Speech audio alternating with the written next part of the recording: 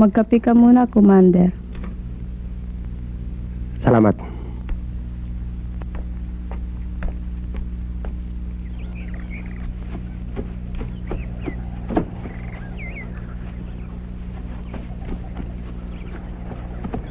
Nainkwentro kong kano doon sa kabila ng bundok.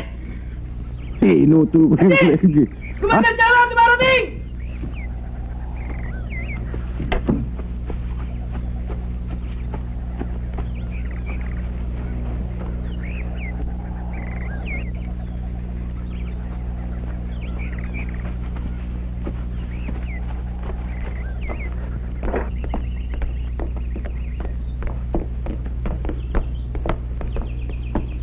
Commander Salimuddin, andyan na si Commander Jama.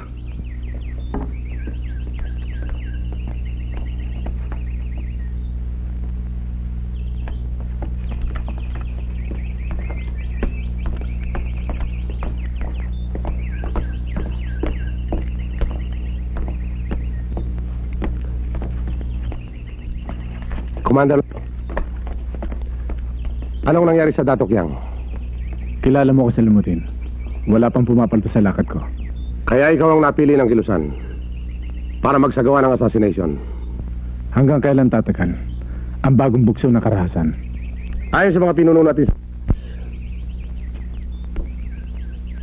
ay may meeting ang Baghdad sa susunod na linggo. Ang ibig sabihin, Commander Jama, 2 linggo tayo magpapaputok at magpapasabog. Maliwanag ang utos ni Naswara. Kailangan muling pumula sa mapa ang Mindanao. Malaking aid ang nilalakad ng mga kaibigan natin. Iparating mo sa kanila ang mainit kong pagbati. Dapat na magtagumpay ang buong plano.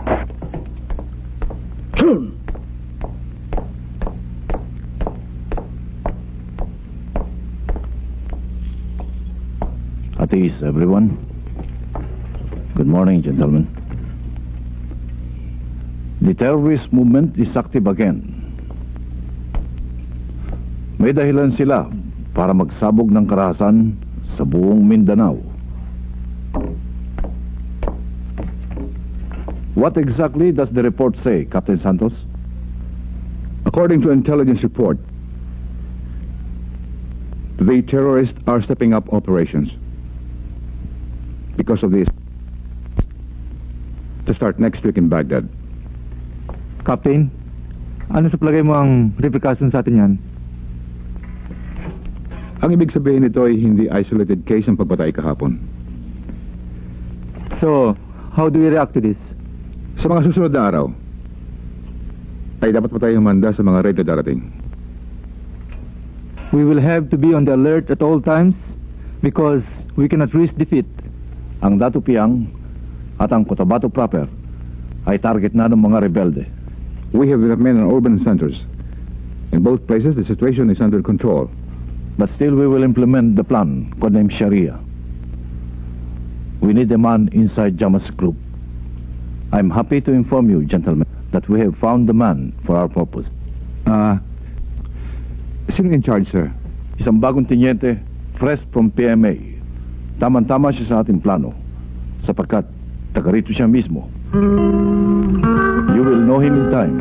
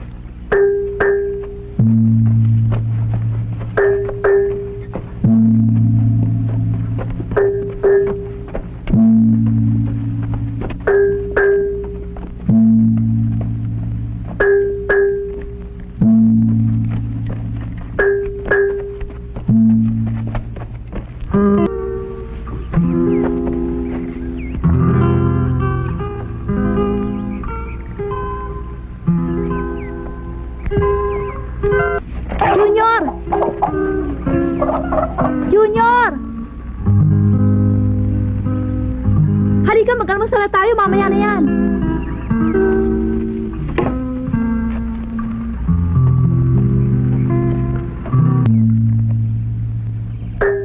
Mabutit may kubo dito. Marahil na rin na may bahay. Siguro nga, Commander.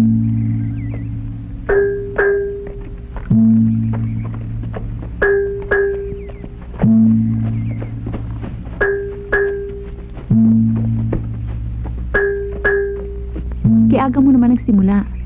Nang magising ako, nakababa ka na. Gusto ko na magtanim sa linggo. Buti yon. Habang tagulan, ay lumalaki ang mga punla. Pero, huwag mo munang ubusin ang iyong lakas.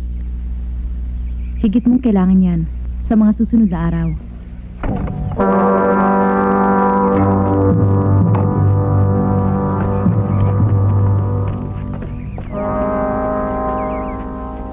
Assalamualaikum. Malaikum salam. Pwede ho bang makiinom? Aba, oho.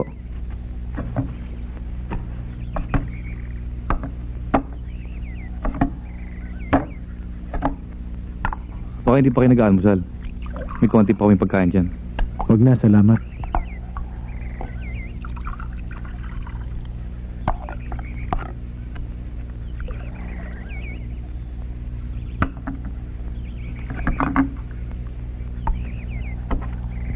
Ito, Salamat po. kayo ho.